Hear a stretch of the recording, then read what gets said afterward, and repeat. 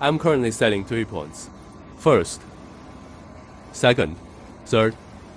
Now, just move the arm to the point you want to set.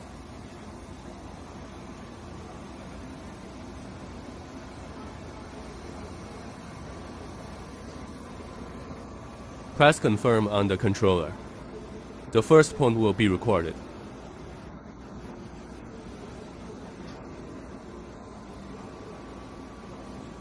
Now move to the second point.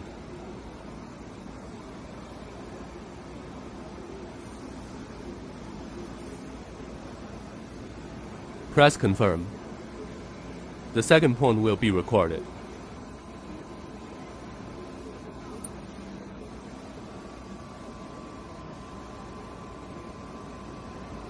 Now move to the third point.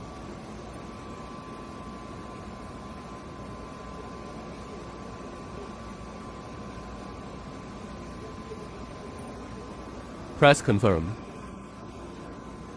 The third point will be recorded. Now, the movement path can be simulated.